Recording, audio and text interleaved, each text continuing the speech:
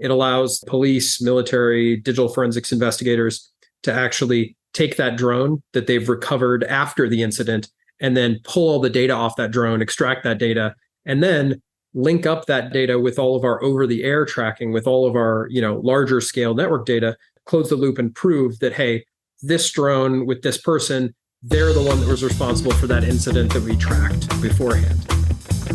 You're listening to the Drone Radio Show podcast, the show about drones and the people who use them for business, fun, and research. Hosted by Randy Goers.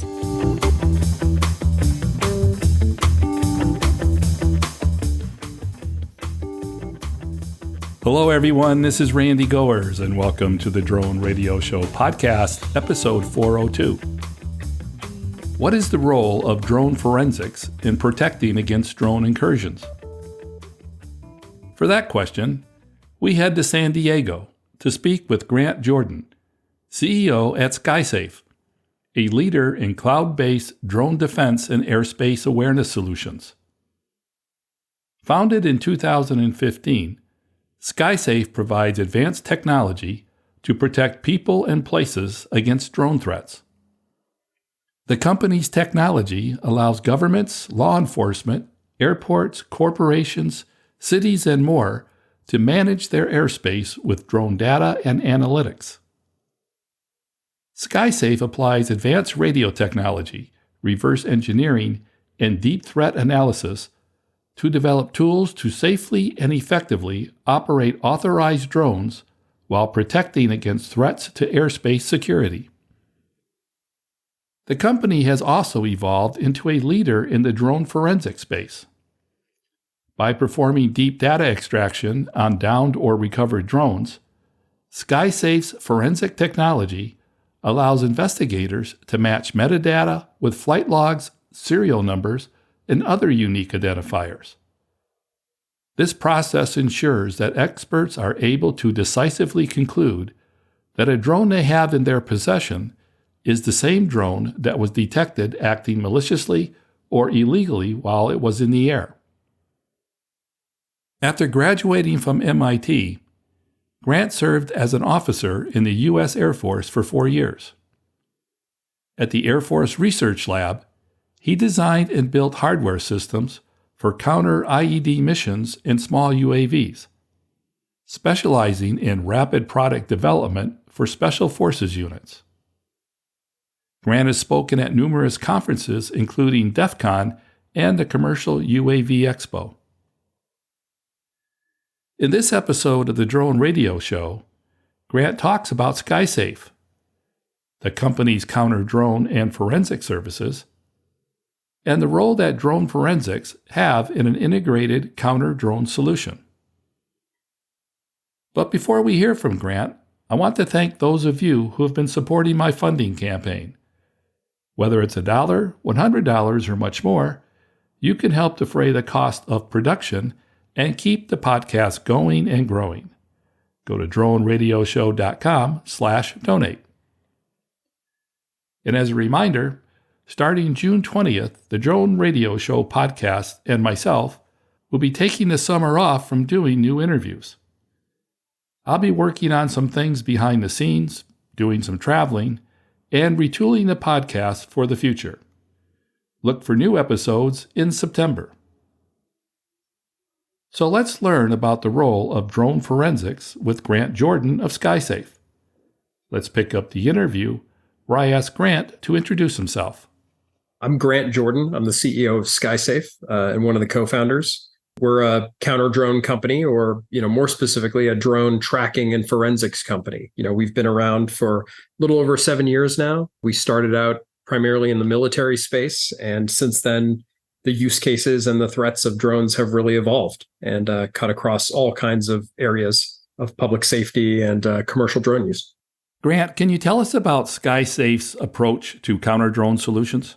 We work the counter-drone problem from a number of different directions. We started on the military side. Much of the background of myself and our team comes from the military and defense space in general. I was formerly an Air Force officer working in the Air Force Research Lab. So I saw kind of pretty early on from the military side, from the DoD side, how the availability and spread of small, affordable, highly capable drones can really cause all sorts of mayhem. So our first customers were US DoD. So we were providing what you would kind of think of as more of tactical systems, the kinds of things you would on the military side mount onto a tactical vehicle, be able to show the operator drone threats that are in the area, alert them to that, and then allow them to try to do something about that. In most cases, jamming the drones, breaking their control links, that kind of thing. But I think since then, the real big sort of transition in the space has been focusing less on the defense side and more on the more domestic and commercial side of thinking about all sorts of places within the US that really need to be thinking about drone threats and monitoring that airspace. So that's things like prisons, stadiums, airports, border protection, all of these kinds of areas where it's critical to think about not just how do you stop the bad drones, but also how do you tell the difference between the bad drones and the good drones? How do you tell when someone's actually authorized to be in the area? I think that's kind of one of the critical things. And to me, that's sort of what takes it from what we would traditionally think of as counter drone to something more akin to airspace management as a whole. It's much bigger than just kind of stopping drones. It's really about managing the airspace and enabling commercial drone use. When you talk about managing the airspace through the services that you provide, is that similar to the unmanned traffic management system that the FAA, NASA, and others have been pursuing? What we're really doing and how I kind of think about airspace management, it's really we're building the foundation to be one of the major data providers into that eventual UTM, into that eventual UAV traffic management network. I think to have a fully functional, nationwide UTM system, it requires a lot of different parties. It requires a lot of different people involved providing different capabilities. So, that's all the different data providers like SkySafe providing information into that network about where the drones are, what they're doing, potentially whose drones they are to deconflict stuff. And then from the other side, you've got all the drone service providers. That's, all of your commercial drone entities doing your package delivery, inspection, all that kind of stuff. And it's about really, working together to build a network so that everyone can coordinate their use of the airspace together. Now, I think the big thing is that vision is still a little ways away, right? There isn't a singular UTM network right now for people to plug into. There's kind of a number of different initiatives there. But really, we're able to lay the foundation for that future UTM network by trying to solve the actual problems that people are worried about right now, in the kind of narrower context of, drones that are potentially interfering with stuff, whether that's, airports or prisons or what have you. What type of clients are using SkySafe? Like I said, we started in that kind of tactical direction in, providing the individual system, the individual piece of hardware to that customer, whether that's military or law enforcement or whatever.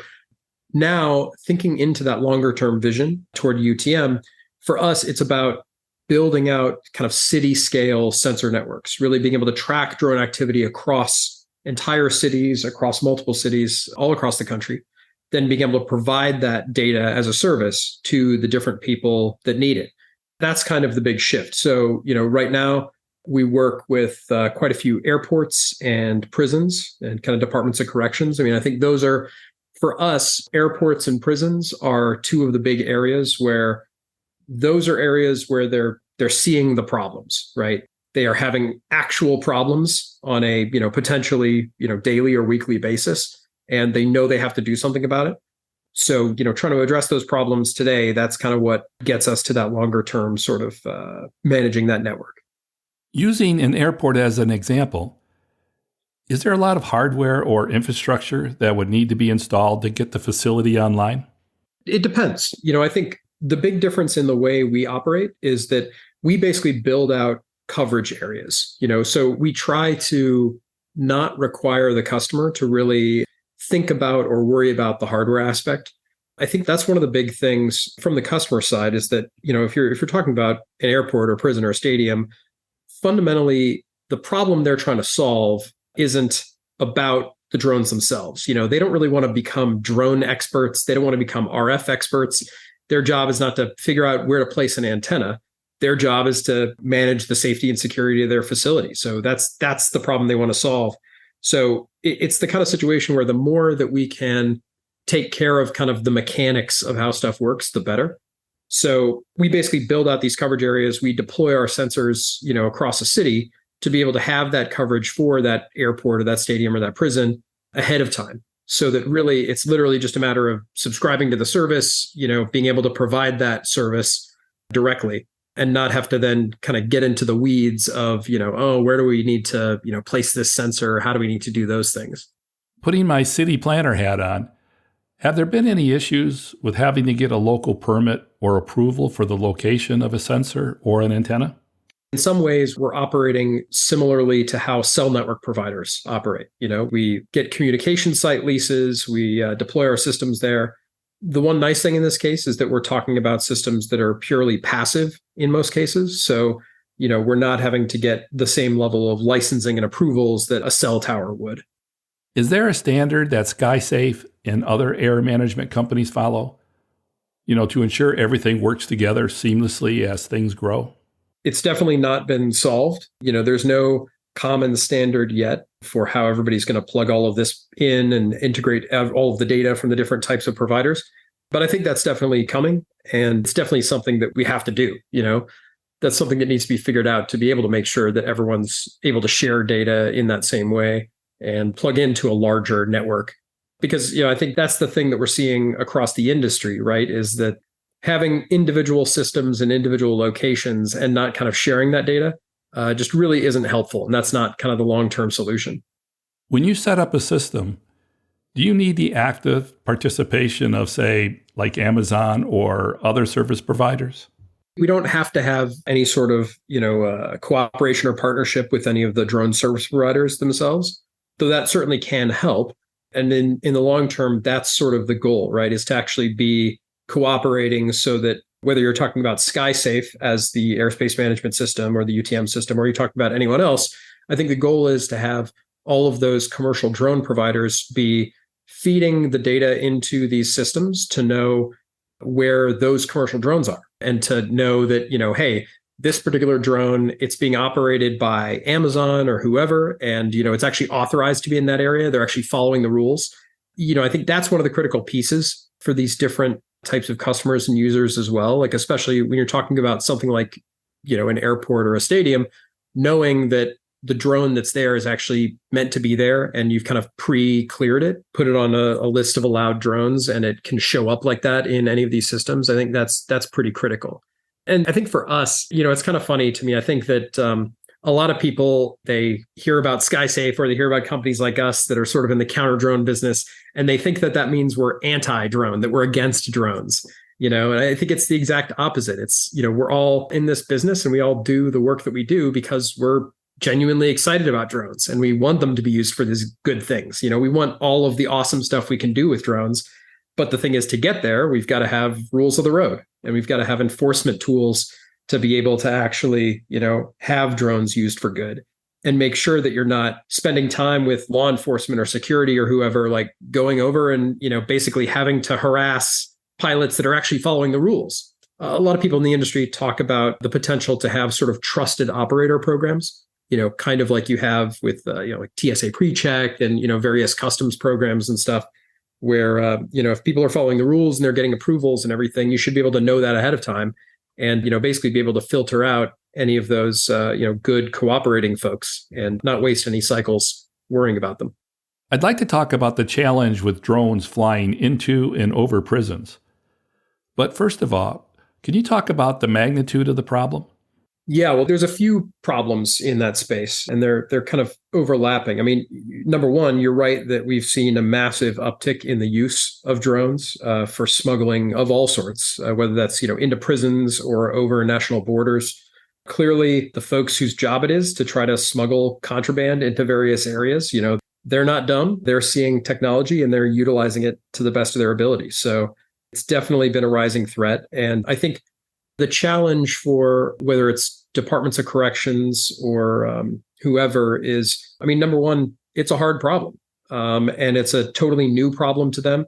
And when you think about kind of physical security of a high security facility of whatever type, drones really kind of break a lot of the basic assumptions that you generally have about how you build secure perimeters and how you build secure facilities. Suddenly A 5-foot fence is no different than a 20-foot fence. It doesn't really matter. Somebody can just fly a drone over.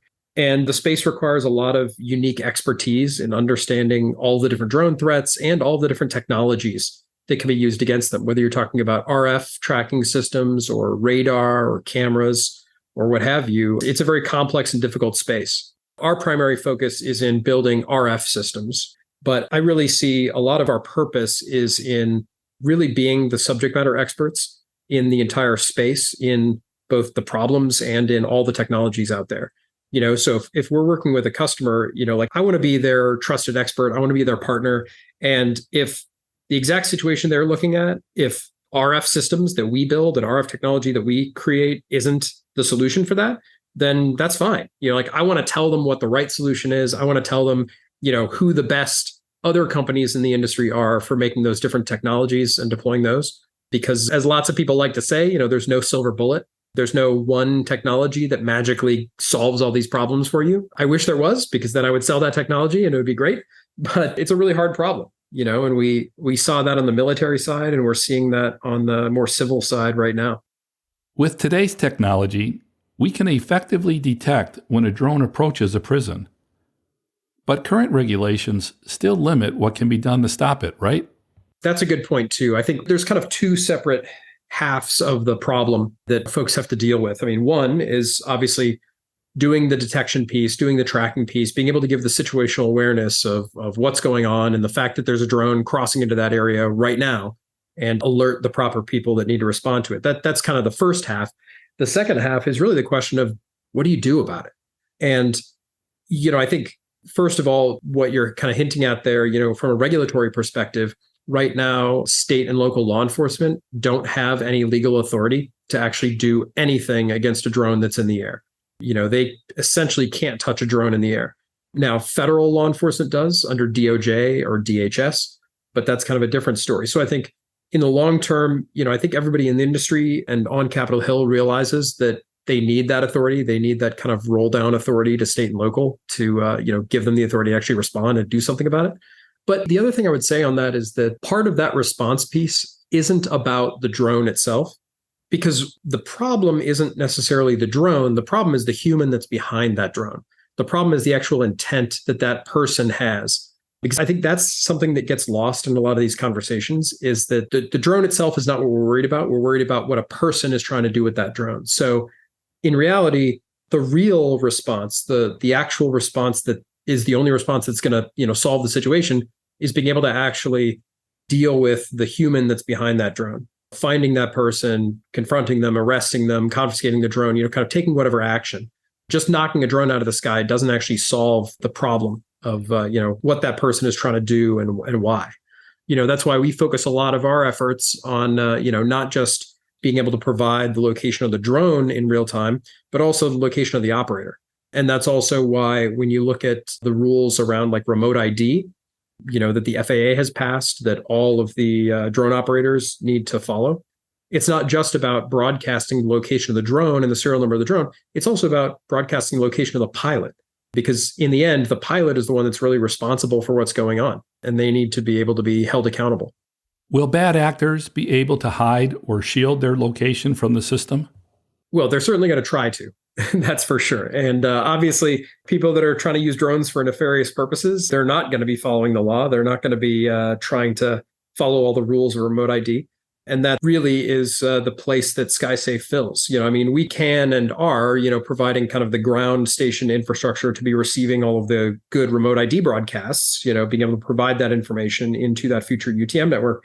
But in addition to that, using that to also analyze the drones that are explicitly not broadcasting remote ID or are potentially trying to, obfuscate their location or hide signals in various ways, because that's kind of the other piece of it. Because it is at some level, it is voluntary when you think about things like remote ID. There's no kind of perfect way to enforce that. Once law enforcement apprehends the operator whose drone is violating the airspace, does the data that SkySafe has collected become part of the evidence? Yeah, absolutely. And I think that's a big piece of this, is being able to have the data and the records to actually prosecute someone who's going and breaking the law. That's kind of the other piece of this. And that feeds right into, you mentioned earlier, we're one of the only teams in this space that works on the forensics piece. We're the largest provider of drone forensic extraction capabilities in the world. Our tech on the forensic side is used by law enforcement and military in 35 countries. So we're all over the place in that space. So we provide a tool to law enforcement called CFID. It's built by our partner, SCG Canada. They're a company in the digital forensic space. So we provide all the drone extraction capabilities on that tool.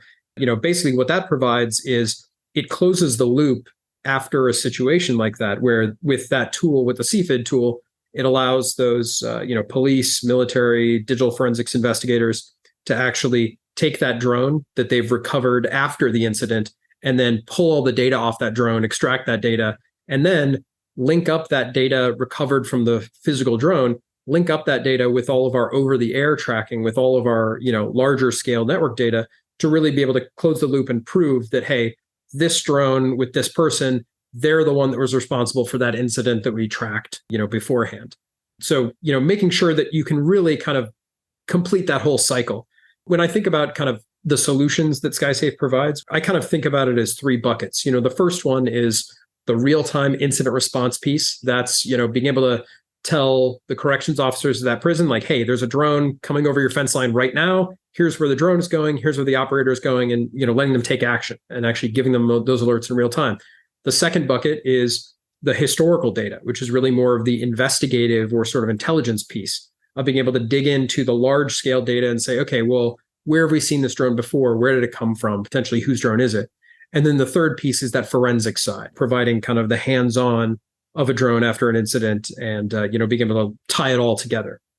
I read that in Canada, SkySafe is a leading provider of drone forensic solutions.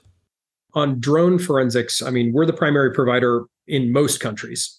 We are integrating some of our forensics stuff in the cloud with a few of the major digital forensics platforms so that they can use that as an API to be able to use that data.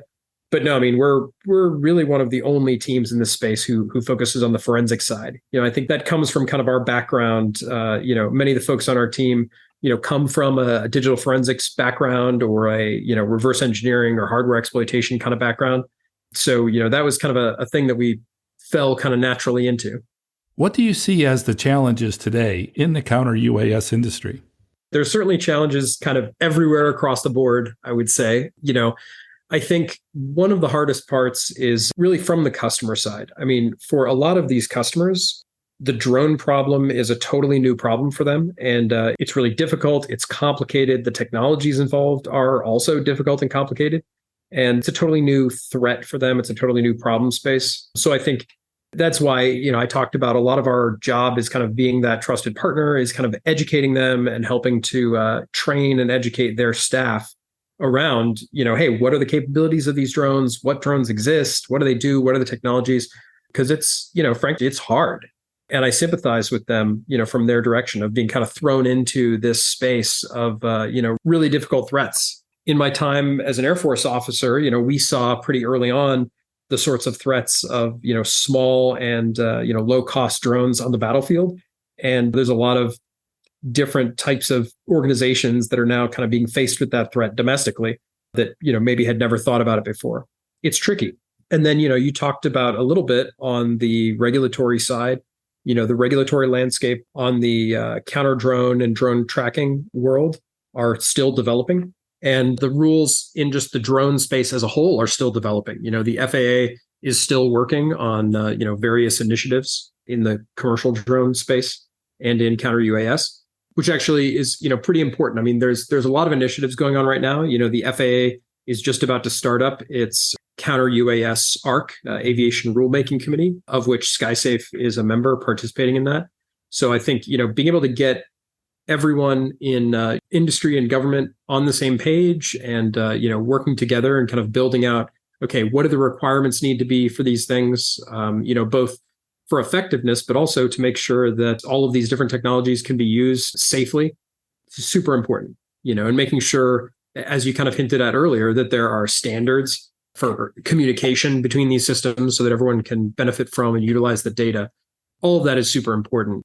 I think as much as folks from the industry can complain and grumble a little bit here and there about how slow things are moving, it's a hard problem and it takes a lot of work. And we have to make sure that kind of all the players involved have a seat at the table and that everyone's being listened to and that we really come up with the right solutions for all these things. How would you characterize the willingness of asset managers to take on some level of protection for drone incursions? Like most things in security, it's not a problem until it's really a problem. So security at some level, no matter what you're talking about, right? Whether you're talking about physical security or public safety or cybersecurity, it's always going to be some level of reactionary. It's always going to be, a major issue happens, a major incident happens, and everybody kind of reacts. It's hard to avoid that in the security world. For the folks in the various industries who have seen major incidents, airports and prisons included, it's a real problem to them. Depending on who you talk to, some of them say it's their number one problem. And I think that's not just because of the level of kind of scope and risk, but also the level of just difficulty and challenge. It's not something that they can just easily, buy a few pieces of hardware off the shelf and plug them in and, say that you've solved the problem.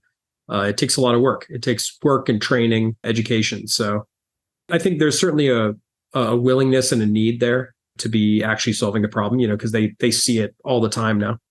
In addition to protecting fixed assets, can you protect special events or one-time engagements, say like a big festival? Yeah, absolutely. And I think that's one of the things that, this model of really trying to build out large scale drone tracking infrastructure, that's something that it's, suited perfectly for, because we don't need to be setting up individual new unique hardware for any temporary event.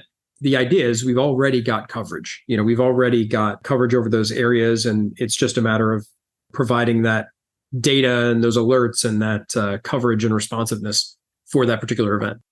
How does having the cloud platform benefit your clients? Number one, it's ease of use, right? It's ease of use and ease of deployment. It means that they're not thinking about it as hardware that they need to deploy and maintain and train on and understand and potentially, fix or replace and figure out kind of optimal placement of systems. It really just means, you've got a web interface and you subscribe to it like you'd subscribe to any other service. It means that all of the kind of training of personnel is, really focused on just, okay, how do we use this? What are the features? How do we get alerts? How do we make sure that we have the right people who are able to have eyes on that and who are able to get notified in that chain when something really is happening? The other thing too is that similar to a cell network provider, one of the advantages is that SkySafe is the one that really manages and maintains that entire network of sensors. It means if we have, a sensor that goes down or we need to upgrade something, we're doing that immediately, generally invisible to the customer. We're the ones who are in charge of, maintaining and upgrading and adding new capabilities to that network over time. And just like the direction that, much of the world has gone on cloud-based software, one of the advantages that customers get is that they're always using the most advanced technology. They're always using the most up-to-date capabilities. We're not trying to go and sell them a new fancy box that next year. They know that anytime we add new capabilities or features or functionality, we're rolling that out to our entire network immediately. So I think that's huge. They know that they are getting the top level of protection, the top level of data, the top level of awareness all the time. There's never any question. Does your service map resemble a cell phone carrier 5G coverage map? The ones we see in the TV ads? Yeah, that's exactly it. And in the same way, we can basically show like, hey, here's the coverage area that we cover right now. Here's the coverage area of where we're building out into the future.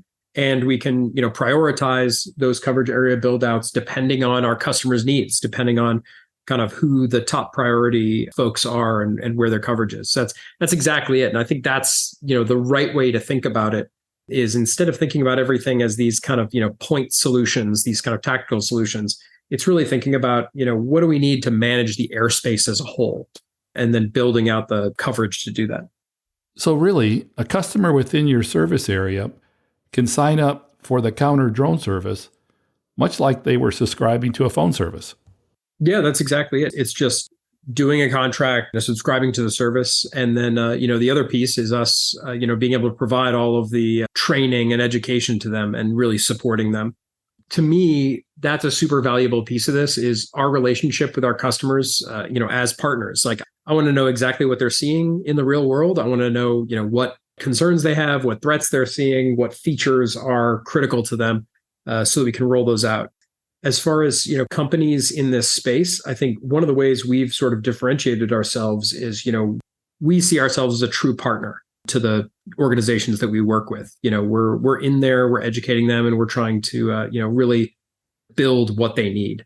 I think we're exceptionally good at that, on our team. After a customer makes a request for service, what happens next? Generally, we'll go and we'll be able to kind of demonstrate and show them what data we have, both of their area already and other kind of similar analogous coverage areas, different customer types, different organizations. The first big thing to me is really digging in with them and understanding what their use case is and what the threats are that they're worried about and what their needs are. And like I said, it's completely fine with me if we dig in and we figure out what their needs are and we say, hey, actually, we can't solve those needs for you. I'm happy to have that conversation. And I think that's why it's about kind of building that trust and then kind of directing them to who we think can solve those problems. Does the customer have the ability to monitor or watch what's happening around their facility in real time? That's exactly it. So they're going to see in their security operations center or kind of however they're structured, they're going to see the map around their facility and they're going to see the real-time information about any drones that are in their airspace that are in that immediate area. And they're also going to get alerts. We define alert regions around that facility. So we can, define basically a warning level for them where if a drone comes within a certain distance, they essentially get a warning to say like, hey, there's a drone in this area. You may want to pay attention to that. And then when a drone actually physically crosses into their facility, that's when we really give them kind of the full alerting their whole chain of, who needs to respond.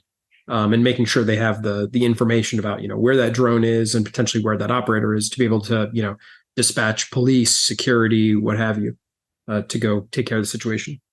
How did you get started in the drone industry? We started SkySafe kind of end of 2015, beginning of 2016. We got started in it. I had my background from the Air Force doing small UAV work in the Air Force Research Lab. But then a lot of our other folks and my co-founders, had been involved in various cybersecurity and hardware sorts of things. So, for us, it was pretty natural. We kind of came from the security and defense side and, we all had drone experience and security experience. And we kind of saw the rising drone threat with all of these commercial and consumer drones kind of popping up everywhere. Was there an aha moment when you got the idea for the company? Before SkySafe, my co-founders and I, we were running a small security company doing basically cybersecurity and reverse engineering and vulnerability analysis and kind of hardware exploitation stuff. And, we saw our area of expertise overlapped really well with this. And we kind of saw this threat and we thought, wow, we could really make a difference in this space. We could really apply our skills, against this in an area that really needs it. That was kind of the genesis of it. What have the past few years taught you about the drone industry? I think the drone industry in some ways moves very fast and in some ways moves very slow. The very fast aspect is the technology progresses very quickly. Just the level of capability of drones that we've seen, the amount of it over the last, call it 5 years, is insane. It's huge. I think it's easy to forget just what drones were even like to fly in that kind of 2015, 2016 timeframe. They were really not that much more advanced than kind of traditional RC planes and RC helicopters. They were, pretty difficult to fly. As a drone pilot, you were doing things manually. You were really, throttling up, throttling down, tilting everything and pitch and roll and whatnot. But now I think the big change over these few years has been more and more integration of sensors and different sensor types directly into the drones and using those with their flight control systems to be able to, for the drone to do a lot of the heavy lifting as far as control systems, being stable in one place in the air, doing obstacle avoidance, all that kind of stuff. I mean, it's incredible. And the funny thing is, as a counter drone company, we own a lot of drones. I mean, we try to buy every single drone on the market. We have a fleet of drones that is, I think, nearing about 500 drones in our collection at the moment. So we have just racks and racks and racks of drones. I think we have kind of a relatively unique view in the space of, how drone technology has evolved because we've literally owned and flown nearly all of them. The difference between flying a drone that was built in 2016 versus flying a drone built in 2023, it's night and day. It's amazing. especially when you talk about some of the more advanced capabilities that have come along in the last couple of years in direct like autonomy and machine vision. I think the real leader in that space is Skydio. I mean, if anybody has used any of Skydio's products with their ability to, follow someone doing action sports or cars or whatever, it's magic. It's truly magic. It's truly incredible. And that's only happened because we've had the ability to integrate large numbers of cameras and sensors and the video processing and machine vision technology to do all of that on board the drone. It's huge, and it's super cool and super fun. What advice would you give to other entrepreneurs? Like anything, it's about kind of finding the problem space that you're uniquely able to contribute to and something that you're passionate about. I think everybody at our company is, they're here at SkySafe because they're really passionate about the mission. They're excited about drones, and they're excited about the future that it can provide. And I think that really shows. What we work on is really difficult. It's really challenging, but it's that passion for it that actually makes it worth it and makes people, keep coming to work every day. What do you credit the early successes of the company? There were a lot of things early on. DoD has made a lot of headway in the last few years on trying to, figure out how to, interact with startups and really try to connect, new technology to Department of Defense, to all the services. That was really a big help for us early on, was to be able to try to utilize that and try to, have those direct connections with those customers, for whom this is really important. And for my final question, Grant, what message would you like to leave regarding the future of the drone industry? The future of the drone industry is bright and it's exciting. And I think as industries go, I think one of the things that's been really heartening to me has been that I think everyone in the industry is really kind of on the same page and pulling in the same direction. I think everyone, whether it's drone manufacturers or drone service providers or airspace management companies, or even, law enforcement and government and legislation, I think everyone sees the potential and everyone's excited about all of the great things that drones can do. And everyone wants to get us there, and I think we're all kind of each doing our individual part to build out what becomes that eventual ecosystem of drone use and being able to use drones for good. To me, that's super exciting. That's it for episode 402 of the Drone Radio Show. I hope you enjoyed hearing from Grant Jordan of SkySafe. I want to thank Grant for taking the time to speak with me. If you want to learn more about SkySafe or want to connect with Grant, check out the webpage at skysafe.io. If you like the Drone Radio Show, please consider supporting the podcast with a small donation. The content is always free, but for as little as $1, you can help defray the cost of production. To donate, go to droneradioshow.com/donate. And thanks for listening. Your support means a lot to me, and I hope you'll listen to more episodes of the Drone Radio Show podcast to hear how others are using drones for business, fun, and research. For the Drone Radio Show, I'm Randy Gores.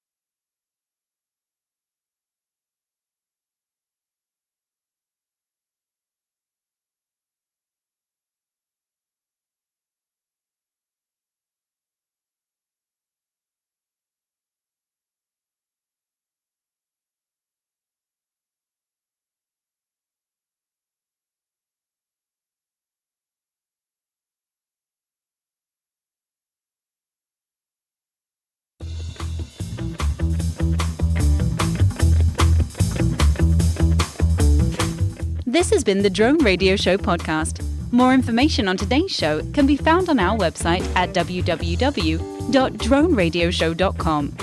If you're using drone technology for business, fun, or research and would like to share your experience on the show, please visit our website and fill out a guest appearance application. And don't forget to follow us on your favorite social media channels.